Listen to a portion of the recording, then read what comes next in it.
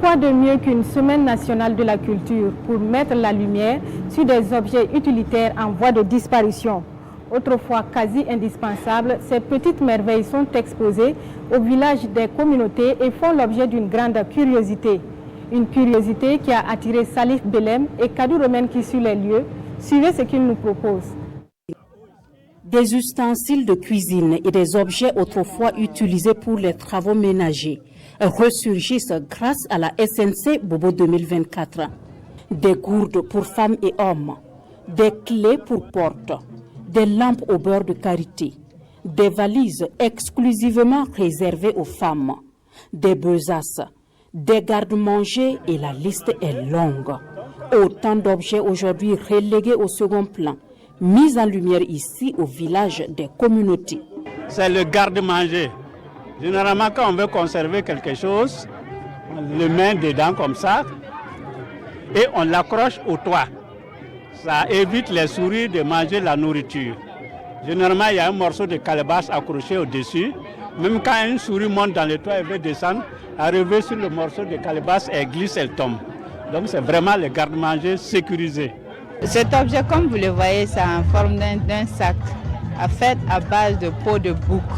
C'est ça, à l'époque, les vieux utilisaient pour aller soit à la chasse, soit au champ pendant les périodes de récolte. Et si c'est les périodes de récolte, en revenant le soir, les vieux, ils peuvent mettre soit des lignames, les patates ou les tubercules. Souvent même, ils peuvent mettre du fonio dedans pour amener au champ. Et si c'est pour aller à la chasse, c'est utilisé pour mettre du gibier dedans, puisque les vieux Touchants, ils aiment aller à la chasse.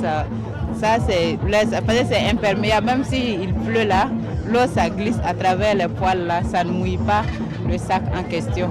Ces objets, motifs de curiosité, attirent plus d'un festivalier. Les meules par exemple, et les porte-bagages.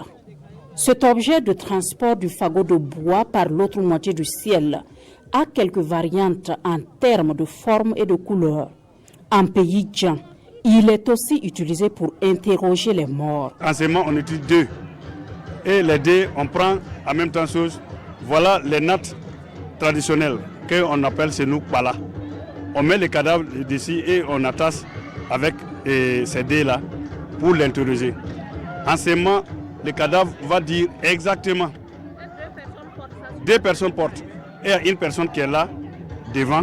Généralement, c'est le chef du village qui interroge. Voilà. Et le cadavre dit la vérité, réellement, ce qu'il a tué. Ou bien c'est la mort naturelle aussi, on saura. Même demain, ça continue, c'est nous. Voilà, il y a l'interrogation qui est là. Parce que c'est nous, quelqu'un ne doit pas mourir comme ça.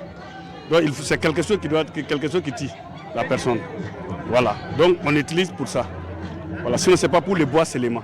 Dans bien de communautés, cet objet de transport du fagot de bois est également présent lors des rites funéraires de la femme. Autre objet visiblement anodin, mais qui concourt à la promotion de grandes vertus, comme celle de la solidarité. Le tabouret à 3 pieds. Il participe à l'entraide sociale. On utilise ça pour les cérémonies, que ce soit les baptêmes ou bien les funérailles. Au lieu que la personne qui a les cérémonies va le louer les 16, donc on utilise ça pour aller s'asseoir. Donc chacun prend ça, c'est facile à transporter. On met ça comme ça. Voilà. Arrivé, tu n'attends pas qu'on t'envoie une chaise pour s'asseoir. Directement, tu t'assois dans ça. Après la cérémonie, tu continues avec ça chez toi à la maison. Donc c'est nous, tout père de famille a ça. Ce bijou de taille communément appelé baya fait partie des cadeaux de la jeune mariée en pays toussien. Et les koris, autrefois monnaie d'échange, symbolisent la richesse. Ce bijou de taille passe de main en main, porté de mère à fille et de génération en génération. Tous ces anciens objets, ici exposés au village des communautés, incarnent la mémoire collective d'une époque écoulée. Histoire relatée ici au grand bonheur des festivaliers, assoiffés de savoir sur leurs origines.